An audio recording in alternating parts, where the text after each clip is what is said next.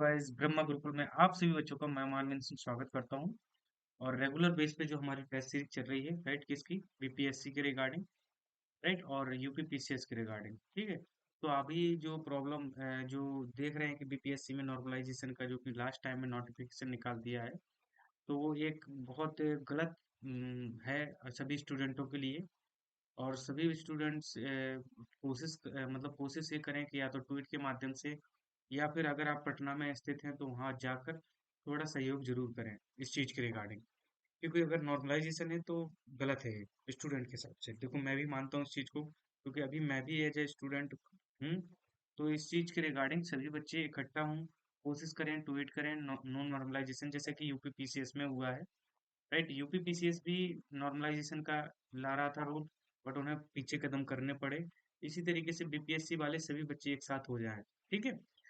तो regular base पे, और जो बच्चे हैं पढ़ाई पे अपना मतलब पढ़ाई पे ना बिल्कुल पीछे हटें, पढ़ाई भी साथ में देखें, दोनों साथ चीजें देखते चलें।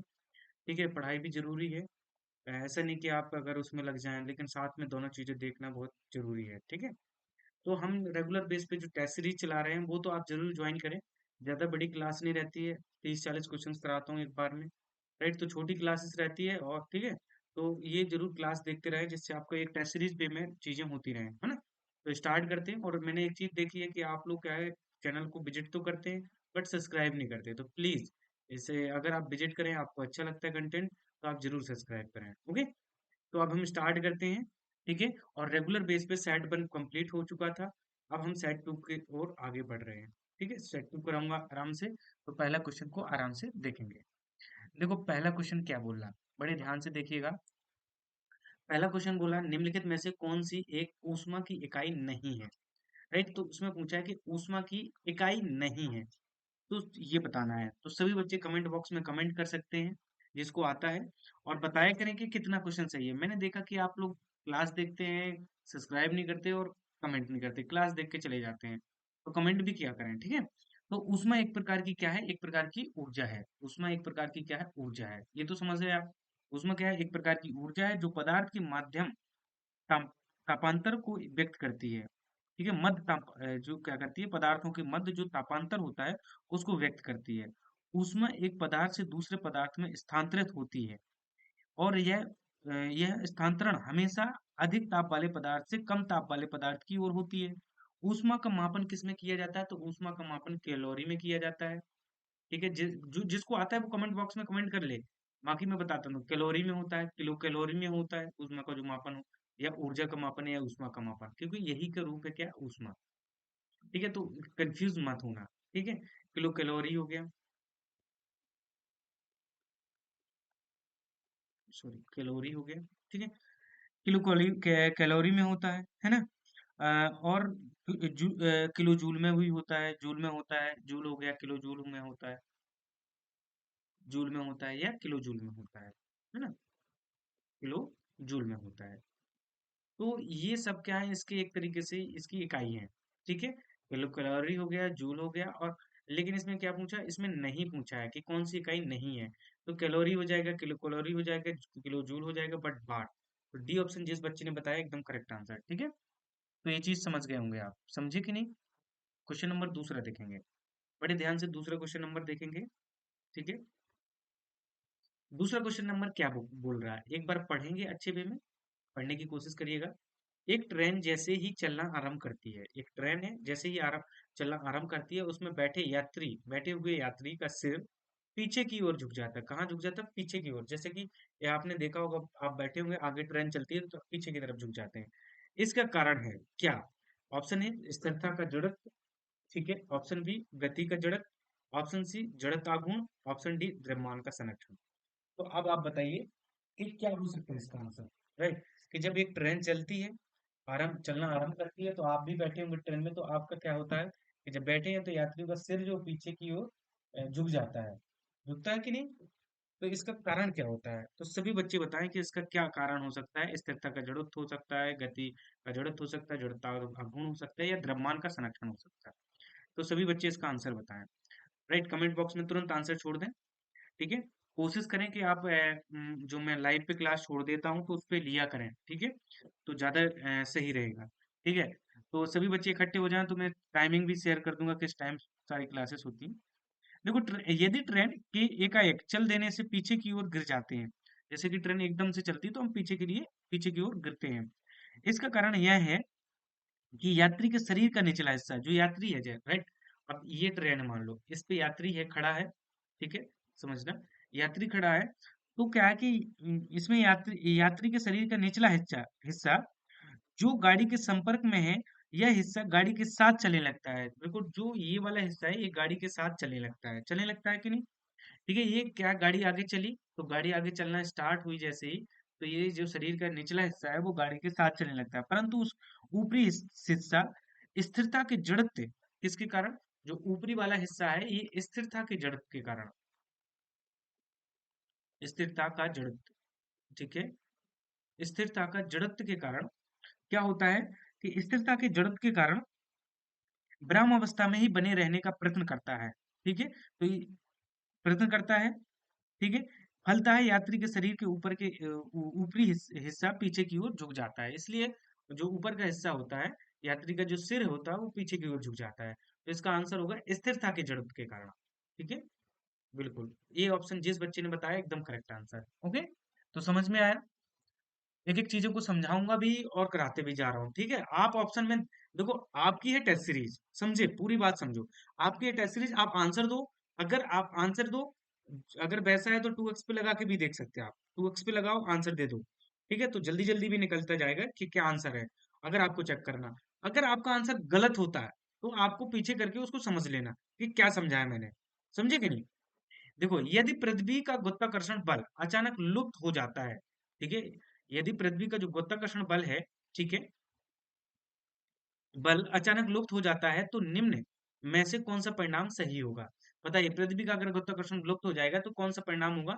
वस्तु का भार शून्य हो जाएगा परंतु द्रव्यमान वही रहेगा, वस्तु का द्रव्यमान शून्य हो जाएगा परंतु भार वही रहेगा, वस्तु का भार और द्रव्यमान दोनों शून्य हो जाएंगे और वस्तु का द्रव्यमान बढ़ जाएगा।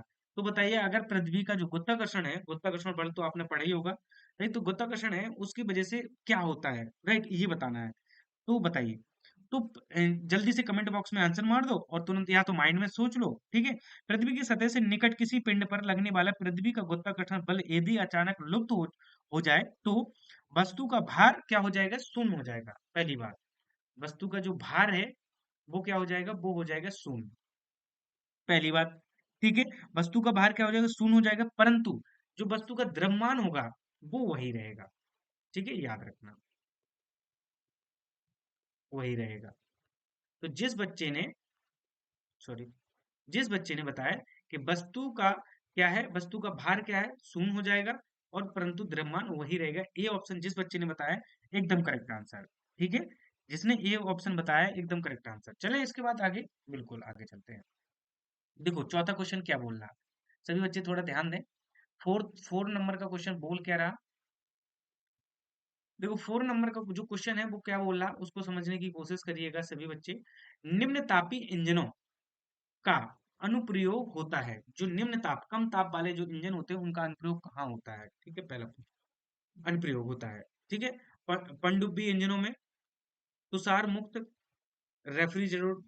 रेफ्रिजरेटरों में, रॉकेट प्रौद्योगिकी में, या अति चालकता विषयक अनुसंधानों में, ठीक है, तो ये बताओ, तो निम्न तापी इंजनों का अनुप्रयोग कहाँ होता है, अनुप्रयोग होता है, ठीक है, ये बताना है, तो आप सभी बच्चे बताएं इसका आंसर जल्दी से जल्दी, कौन भी बता पाएगा? हाँ, तो आप तुरंत सोच लें जो भी है, और तुरंत माइंड में सोच लें या कमेंट कर दें, फिर आप टोटल बताने के कितने सही है। देखो क्रियोजेनिक शब्द, जो क्रियोजेनिक शब्द है ये ग्रीक शब्द का क्रोयस से लिया गया, देखो, देखो मैं थोड़ा सा समझाऊंगा, पहले समझ लेना, क्रायोजेनिक, क्रायोजेनिक, क्रायोजेनिक जो शब्द है ये क्या है, ये शब्द किस शब्द से, ग्रीक शब्द है जिसका नाम है क्रोयस, नहीं क्रायोस, क्रायोस, ठीक है, क्रायोस, ये किससे लिखा है? जो ग्रीक शब्द है क्रायोस से लिया है, जिसका अर्थ होता है, इसका जो क्रायोस है इसका अर्थ क्या होता है, हिम या शीत, मतलब ठंडा एक तरीके से, ये निम्न तापी, ठीक है, या शीतल या निम्न तापी, प्रायः 0 डिग्री सेल्सियस से 150 डिग्री सेल्सियस के नीचे के तापमान को प्रयोजनक ताप कहते हैं, ठीक है, क्रायोजेनिक ताप कैसे किसको कहते हैं? जो 0 डिग्री सेल्सियस से 150 डिग्री सेल्सियस के नीचे के ताप को क्रायोजेनिक ताप कहते हैं। -150 डिग्री सेल्सियस तापमान पर भरे दकों, हाँ, पूर्ण पूर्णदकों, हाँ, का सरलता से ईंधन ईंधन के रूप में प्रयोग करने वाला इंजन क्रायोजेनिक इंजन कहलाता है। क्रायोजेनिक इंजन का प्रयोग किसमें करते हैं? रॉकेट प्रौद्योगिकी में करते हैं। मतलब इसमें क्रायोजेनिक इंजन का मतलब क्या है कि ये क्या करता है, देखो ये करता है कि आपका जैसे कि आपका जो क्या मतलब, एक तरीके से कहने का मतलब, जो इंजन में क्या फ्यूल लगता है एक तरीके से मानो, ठीक है, फ्यूल जो लगता है, तो जो फ्यूल जो होता है, जो क्या करता है, -150 डिग्री सेल्सियस से नीचे तापमान में रहता है, उसको इसमें क्या करते हैं, इसमें भरते हैं, क्रायोजेनिक इंजन के अंदर रखते हैं। ठीक है, तो ये किस में यूज होता है? ये होता है रॉकेट प्रौद्योगिकी में होता है। ठीक है, किसमें होता है? रॉकेट प्रौद्योगिकी। जिसने सी ऑप्शन बताया बिल्कुल एकदम करेक्ट आंसर। कहते हैं ना कि रॉकेट प्रौद्योगिकी में किस प्रकार के इंजन यूज किए जाते हैं? तो क्रायोजेनिक। कैसे यूज किए जाते हैं? क्रायोजेनिक। समझे? क्रायोजेनिक में किस तरीके का जो फ्यूल यूज होता है, वो कितना -150 डिग्री सेल्सियस के हिसाब से मतलब फिल किया जाता है इसमें। इसलिए इसका इसलिए इसका निम्न तापीय इंजनों का उपयोग करते हैं। निम्न तापीय इंजन कौन कहलाते हैं? ये क्रायोजेनिक को निम्न तापीय कहते हैं। देखो, निम्न तापीय का मतलब सीधे क्रायोजेनिक जेनिक है। ठीक है, इस चीज को समझो। देखो, मुझे क्या है कि थोड़ा सा समझाने में टाइम लगेगा, लेकिन एक बार दिमाग में आ जाएगा तो फिर नहीं आपको भूलेगा। ठीक है, अब हम अगले क्वेश्चन की ओर चलेंगे, पांचवें क्वेश्चन की ओर। ठीक है, पांचवें क्वेश्चन की थोड़ा सा स्पीड भी बढ़ाऊंगा मैं थोड़ा सा। ठीक है, पांचवें क्वेश्चन क्या बोला? शनि ग्रह वायुमंडल में निम्नलिखित में से कौन सी गैस, शनि ग्रह के वायुमंडल, जो शनि ग्रह है उसके वायुमंडल में निम्न में से कौन सी गैस सबसे अधिक मात्रा में पाई जाती है? Carbon monoxide, nitrogen, sulphur dioxide, methane. जल्दी स्पीड के साथ आंसर बताएं कि शनि ग्रह के वायुमंडल में कौन सी गैस पाई जाती है? देखो, शनि ग्रह के वायुमंडल है, ठीक है, उसमें 75% तो पाई जाती है हाइड्रोजन। ठीक है, मैं सब बता रहा हूँ, जल्दी से आप कमेंट बॉक्स में बताओ। 75% का हाइड्रोजन, 25% पाई जाती है हीलियम। ठीक है, उसके बाद अल्प मात्रा में मीथेन और अल्प मात्रा में मीथेन और जल हिम पाए जाते हैं। जो अल्प मात्रा में कौन कौन पाई जाती है? मीथेन भी पाई जाती है और जल हिम। ठीक है, H2 एक तरीके से। तो इसमें क्या है, इसमें पूछा कि शनि ग्रह के वायुमंडल में निम्नलिखित में से कौन सी गैस सबसे अधिक मात्रा में पाई जाती है? तो कार्बन मोनोऑक्साइड गलत है, नाइट्रोजन गलत है, सल्फर डाइऑक्साइड ये भी गलत है, मीथेन हाँ अल्प मात्रा में भले ही पाई जाती है लेकिन पाई जाती है। राइट, अगर यहाँ हाइड्रोजन हीलियम में दे देते, मीथेन दे देते, तो इसमें सर्वाधिक पूछी जाती तो हाइड्रोजन है। पाई तो जाती है तीनों। ठीक है, तो याद रखिएगा। इसके बाद हम अगले क्वेश्चन की ओर चलेंगे। अगला क्वेश्चन, निम्न में से कौन सा कथन नाभिकीय विखंडन से संबंधित नहीं है? नाभिकीय विखंडन और नाभिकीय संलयन दो चीजें हैं। ठीक है, तो आपको याद रखना पड़ेगा कि नाभिकीय विखंडन कौन सी प्रक्रिया है और नाभिकीय संलयन कौन सी प्रक्रिया है। ठीक है, सबसे पहले ये बताना। तो नाभिकीय विखंडन में क्या है कि से संबंधित नहीं है, वो है तारों में ऊर्जा का उत्पन्न करना। ये नाभिकीय विखंडन नहीं है। देखो, नाभिकीय विखंडन में क्या आ जाएगा? न्यूट्रॉन प्रेरित नाभिकीय अपक्रिया। नाभिकीय रिएक्टर में ऊर्जा ऊर्जा का स्रोत जो बिजली उत्पन्न करता है। एक परमाणु बम में अधिक ऊर्जा होना, ये नाभिकीय विखंडन क्या करता है? देखो, जो बॉम्ब होते हैं उसमें नाभिकीय विखंडन होता है। जो सूर्य होता है, सूर्य में क्या होता है? नाभिकीय संलयन होता है। तारों में क्या होता है? नाभिकीय संलयन होता है। एक सेकंड, तारों में क्या होता है? नाभिकीय संलयन होता है भाई लोगों।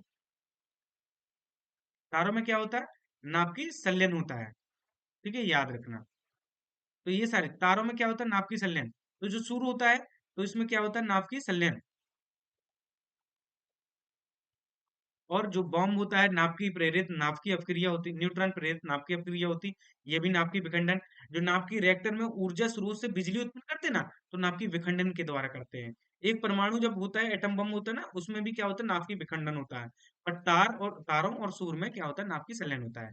याद रखिएगा। ओके, अब इसके बाद चलेंगे। आप कहोगे विखंडन क्या होता है, संलयन क्या होता है, तो इतना तो आपको पता करना पड़ेगा भाई, क्योंकि हमें टेस्ट सीरीज करनी है। फिर इतना ज्यादा डिटेल जाऊंगा तो फिर सब्जेक्ट पढ़ाना स्टार्ट कर दूंगे ना। कथन ये क्या बोला? कथन ये बोला, एक धातु तार का तापक्रम बढ़ जाता है। एक धातु तार होता है, उसका तापक्रम बढ़ जाता है जब उसके बीच से विद्युत धारा प्रवाहित की जाती है।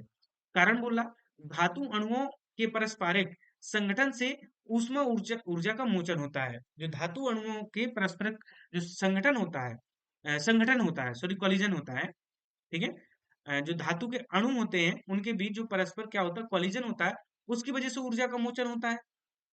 तो बताइए, कथन और कारण दोनों चीजें दे रखी हैं। कथन बोला एक धातु तार, एक जो धातु तार होता है उसका तापक्रम बढ़ जाता है, हाँ बढ़ता है भाई। जब उसके बीच विद्युत धारा प्रवाहित होती है, हाँ भाई बढ़ता है, सबके यहाँ पता होगा, सबको पता होगा। लेकिन धातु अणुओं का परस्पर जो कॉलिजन होता है उसकी वजह से ऊर्जा का मोचन नहीं होता है, ये नहीं होता है, ये गलत पॉइंट है। कारण तो गलत हो गया, ठीक है। तो कथन क्या होगा, सही हो गया। तो ये इसका जो आंसर होगा, देखो आंसर क्या हो जाएगा इसका आंसर, थोड़ा सा छोटा करो, हाँ सॉरी, इसका जो आंसर हो जाएगा वो हो जाएगा डी ऑप्शन। क्या हो जाएगा, डी ऑप्शन, क्योंकि ये तो नहीं, डी नहीं, सी ऑप्शन, ये सही, आर गलत, आर गलत हो गया ना, हाँ आर गलत।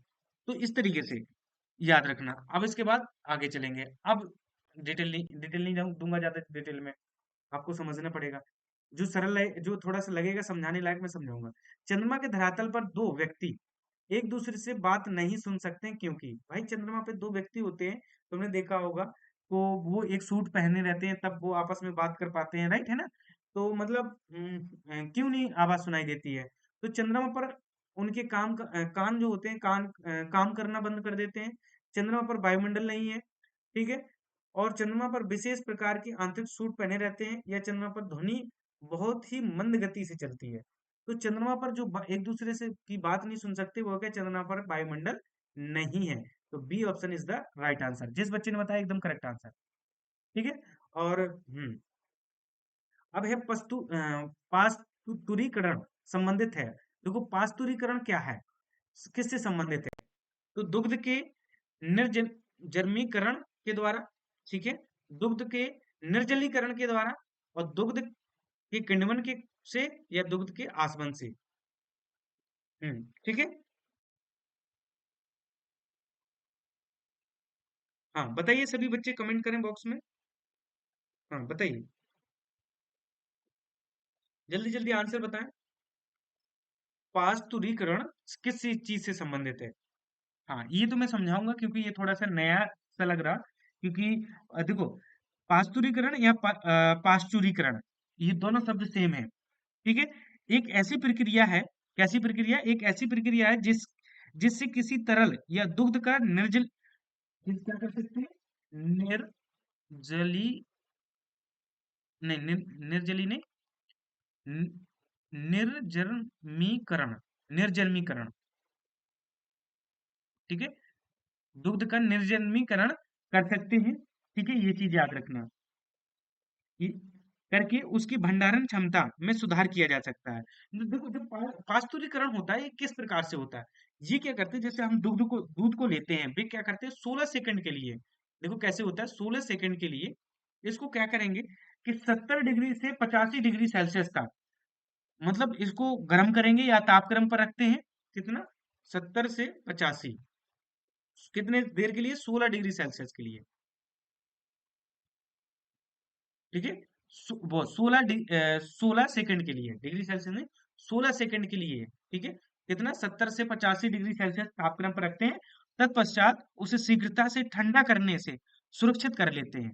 इस प्रक्रिया को किसने खोजा था, तो लुई पास्चर ने इस प्रक्रिया को खोजा था, इसलिए इसे पाश्चुरीकरण भी कहते हैं, ठीक है। तो लुई पास्चर ने इसे खोजा था, ठीक है। तो याद रखिएगा, तो इसका ये ऑप्शन जिसने बताया एकदम करेक्ट आंसर। इसके बाद हम अगले अगले क्वेश्चन की ओर, हाँ अगला क्वेश्चन देखेंगे, क्वेश्चन नंबर 10वां, मणिक, राइट, मणिक और नीलम, दो दो चीजें हैं, रूबीज बोलते हैं, ठीक है, तो मणिक को, और नीलम रासायनिक रूप से कैसे जाने जाते हैं, ठीक है। तो रासायनिक रूप से कैसे जाने जाते हैं, मणिक होता है और नीलम को, इनको रासायनिक रूप से, तो silicon dioxide, aluminium oxide, lead टेट्राइड टेट्राइड ऑक्साइड, बोरान नाइट्राइड, बताइए। तो मणिक और नीलम को रासायनिक रूप से कैसे जाना जाता है, हाँ बताइए, सभी बच्चे बताएं इसका आंसर, एकदम स्पीड के साथ आंसर दें। बिल्कुल, बिल्कुल, बहुत बढ़िया। तो इसको जानते हैं इनको रासायनिक रूप में जानते हैं एल्यूमीनियम ऑक्साइड। बिल्कुल, बी ऑप्शन इस जिसने बताया बिल्कुल याद रखिएगा। देखो मणिक और नीलम कौन है? मणिक और नीलम ये क्या होता है कि जैसा कि ये एक तरीके से कहते हैं ना कि महिलाएँ पहनती हैं, रूबीज़ होते हैं ना ये एक तरीके से गहनों में पाए जाते हैं। गहनों की एक रूप है एक तरीके से मान सकते हैं आप। तो वो एल्यूमीनियम ऑक्साइड के बने होते हैं। अगर इसको पूछा जाए तो हीरा नहीं, मणिक एवं नीलम सॉरी माफी चाहूंगा, मणिक एवं नीलम कोडरम के जवाहरात के रूप में है। राइट, किसके? कोडरम के जवाहरात के रूप में है। जो जवाहरात होते हैं ना उनके रूप में है। कोडरम प्राकृतिक रूप से जो कोडरम है, कोडम, कोडरम ने कोडम सॉरी कोडम है, ये जवाहरात के रूप में पाए जाते हैं। ठीक है, इसके जो मतलब रासायनिक रूप से ये कैसे होते हैं, तो ये होते हैं एल्यूमिनियम ऑक्साइड, एल्यूमिनियम ऑक्साइड के रूप में। ठीक है, याद रखिए आप। अगला क्वेश्चन देखें। अगला क्वेश्चन है 11वां। 11वां क्या क्वेश्चन बोला? सोडियम वाष्प लैंप प्रायः सड़क प्रकाश के लिए प्रयुक्त होता है क्योंकि ये सस, ये सस्ते होते हैं, इनका प्रकाश एक वर्णीय है और पानी की बूंदों से गुजरने पर विभक्त नहीं होता है, ये आंखों के लिए शीतल होते हैं, ये चमकदार रोशनी देते हैं। देखो सोडियम वाष्प लैंप प्राह, देखो सड़कों पर तो सोडियम वाष्प लैंप जो लगी होती हैं सड़क में प्रकाश के लिए प्रयुक्त होती हैं, वो क्या होता है? तो उनका जो प्रकाश होता है वो एक वर्णीय होता है। कैसा होता है? एक वर्णीय होता है और पानी की बूंदों से गुजरने पर विभक्त नहीं होता है। तो B option is the right answer. ठीक है, इसके बाद हम अगले क्वेश्चन की ओर चलेंगे।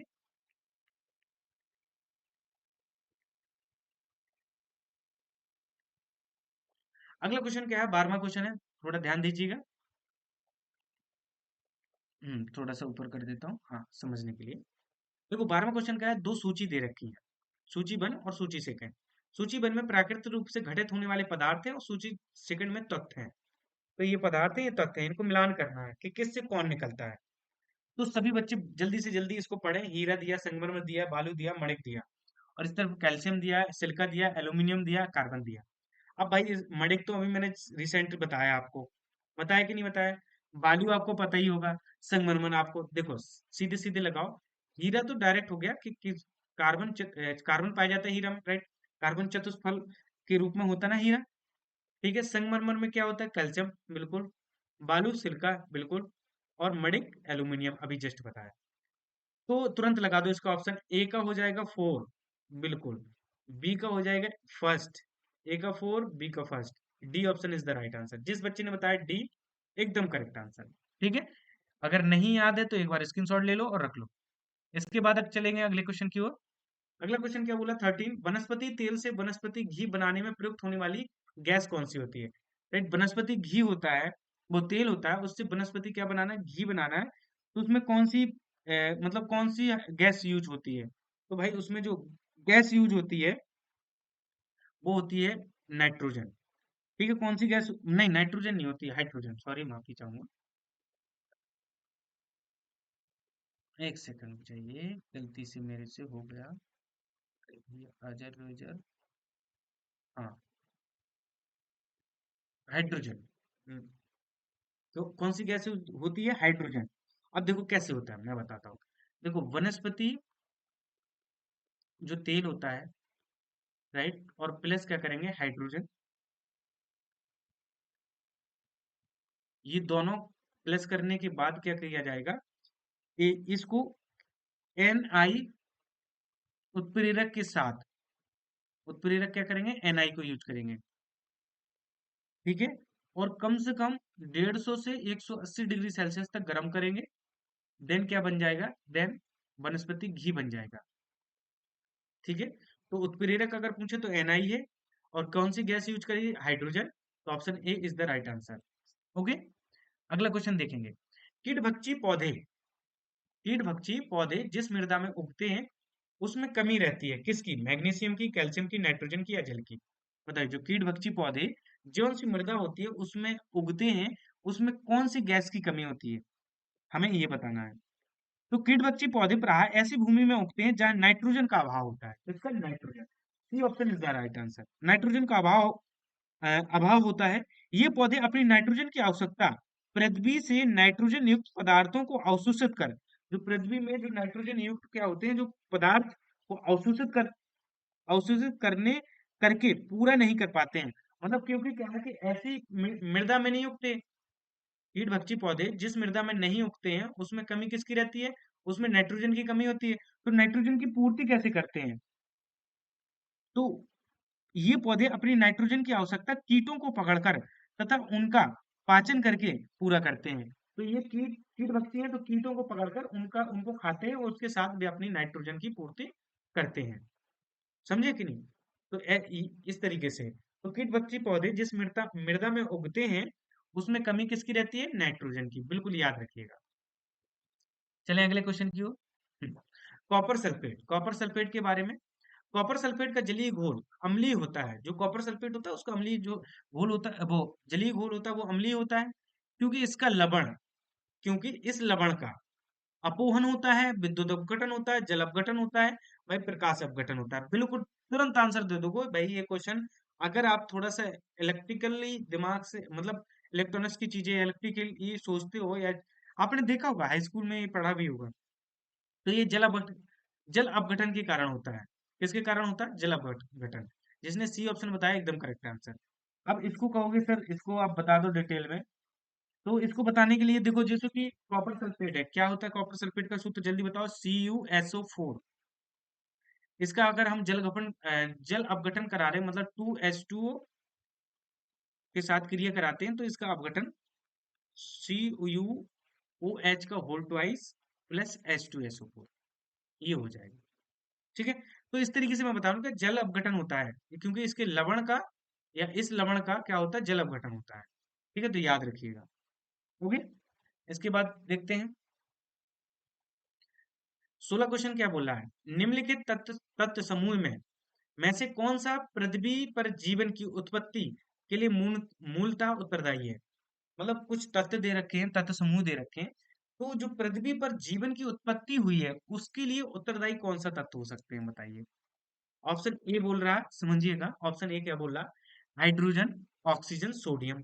Option B carbon, hydrogen, nitrogen. Option C oxygen, calcium, phosphorus. Option D carbon, hydrogen, potassium. चार ऑप्शन है, बताइए। हाँ, बिल्कुल आंसर दीजिए, अच्छे से दीजिए, मेरे कहने का मतलब है एकदम करेक्ट करेक्ट आंसर दीजिए। ठीक है, बिल्कुल। तो भाई इसका आंसर होगा, सॉरी, इसका आंसर होगा B option, carbon, hydrogen, nitrogen. क्या, कार्बन, हाइड्रोजन, नाइट्रोजन। देखो इसमें क्या है कि 6 पदार्थ पाए जाते थे, मतलब 6 पदार्थ पाए जाते हैं, जैसे कि कार्बन हो गया, हाइड्रोजन हो गया, नाइट्रोजन हो गया, इसके बाद कार्बन हो गया, और उसके बाद ऑक्सीजन हो गया, फास्फोरस हो गया, सल्फर हो गया, तो इसके बाद ऑक्सीजन। ठीक है, चलो सीधे लिख देता हूँ मैं, याद कर लो आप। इसके बाद ऑक्सीजन, सल्फर हो गया, और फास्फोरस हो गया। ये टोटल 6 तत्व होते हैं। मतलब पृथ्वी पर जीवन की उत्पत्ति के लिए 6 तत्व, कहते हैं ना कि 6 तत्व, ये 6 तत्व बहुत जरूरी है। ठीक है, तो ये इसमें से जो मूलतः है ये है क्रम से, कार्बन, हाइड्रोजन, नाइट्रोजन। ओके, तो बी ऑप्शन जिस बच्चे ने बताया एकदम करेक्ट आंसर। 17 क्वेश्चन को पढ़ने की कोशिश करिएगा। कथन दे रखा है, कारण दे रखा है, पहले कथन कारण पढ़ लो, माइंड में सोच लो, फिर मैं ऑप्शन दिखा दूंगा। ऑप्शन तो वही होंगे, आपको पता ही होंगे। तरलीकृत पेट्रोलियम गैस का प्रमुख घटक मीथेन होता है। जो तरलीकृत पेट्रोलियम गैस का जो मुख्य घटक है वो मीथेन होता है। कारण क्या बोला, मीथेन घरों तथा कारखानों में जलाने के लिए सीधे प्रयोग में लाई जा सकती है, जहां वह पाइपलाइनों से उपलब्ध कराई जा सकती है। तो बताइए तरली के, तो इसमें से आंसर मतलब कौन सही है कौन गलत है, या फिर दोनों सही है, या दोनों एक दूसरे की व्याख्या कर रहे हैं। बताओ इसका आंसर। हाँ, बताइए इसका आंसर। देखो इसमें क्या है कि जब इसमें देखें तरलीकृत पेट्रोलियम गैस एलपीजी के प्रमुख घटक प्रोपेन और ब्यूटेन है। ठीक है, तो तरलीकृत जो पेट्रोलियम गैस है, एलपीजी है। ठीक है, एलपीजी को बोलते हैं ना तरलीकृत पेट्रोलियम गैस। इसका जो मुख्य घटक क्या है, ये मीथेन, ये नहीं है। इसके क्या है, प्रोपेन और ब्यूटेन, प्रोटेन, वो प्रोपेन और ब्यूटेन, ये दो हैं, प्रोपेन है और ब्यूटेन है। समझ गए कि नहीं, याद रखिएगा। तो ये तो कथन तो हो गए गलत। और मीथेन वाला सही है, मीथेन घरों को तथा कारखानों में जलाने के लिए सीधे प्रयोग में लाई जा सकती है, जहां वह पाइपलाइन के माध्यम से उपलब्ध कराई जा सकती है। कारण बिल्कुल एकदम करेक्ट आंसर। ठीक है, तो कारण बिल्कुल एकदम करेक्ट आंसर। तो कथन मतलब ए गलत, आर सही। डी ऑप्शन देख लीजिए, D option is the right. हाँ, जिसने सोच लिया होगा बिल्कुल करेक्ट आंसर। चलेंगे अब 18 क्वेश्चन की ओर। 18वां क्वेश्चन देखेंगे सभी बच्चे अच्छे तरीके से। बताइए 18वां क्वेश्चन क्या बोल रहा है। बताइए, क्वेश्चन को पढ़िएगा अच्छे से। क्वेश्चन बोला, प्रकृति में निम्नलिखित में से किस जीव का या किन जीवों का मृदा विहीन सतह पर जीवित पाए जाने का सर्वाधिक संभावना है। मतलब प्रकृति में निम्नलिखित में से किस जीव का या किन जीवों का मृदा विहीन सतह पर जीवित पाए जाने की संभावना है। फर्न की, लाइकेन की, मॉस की, या फिर छत्रक की, जैसे मशरूम होता है ना, मशरूम की। तो ये चार चीजें दी रखी हैं, इसमें से कौन सा है जिसका मतलब क्या है कि मृदा विहीन, जहाँ मृदा विहीन हो, राइट, उस सतह पर जीवित होने की सर्वाधिक संभावना है, वो कौन सा है। तो इसका जो आंसर होगा, क्या हो सकता है, उसका आंसर है लाइकेन। तो ऑप्शन नंबर बी जिस बच्चे ने बताया एकदम करेक्ट आंसर है। लाइकेन थैलोफाइटा समूह का एक सदस्य है। किसका सदस्य है, थैलोफाइटा का सदस्य है। लाइकेन किसका सदस्य है, तो ये थैलोफाइटा का सदस्य है। ठीक है, पहला पॉइंट, थैलोफाइटा का सदस्य है, ये समूह का सदस्य जो कवक और एवं शैवाल दोनों से मिलकर बना होता है। तो ये जो लाइकेन है, ये कवक और शैवाल दोनों से मिलकर बना होता है। अब समझना इस चीज को, क्योंकि अगर आपको पता नहीं है तो मैं समझा भी देता हूँ। कवक और शैवाल दोनों दोनों से मिलकर बने होते हैं। इनमें कवक एवं शैवाल का संबंध परस्पर सहजीवी जैसा होता है। जो कवक और शैवाल का जो संबंध होता है, वो सहजीवी की तरीके से इनका संबंध होता है। कवक जल, खनिज, लवण एवं विटामिन शैवाल को देते हैं। जो कवक है, वो जल और खनिज और लवण और विटामिन, ये किसको देते हैं, शैवाल को देते हैं। सारी चीजें इसको देते हैं, शैवाल को।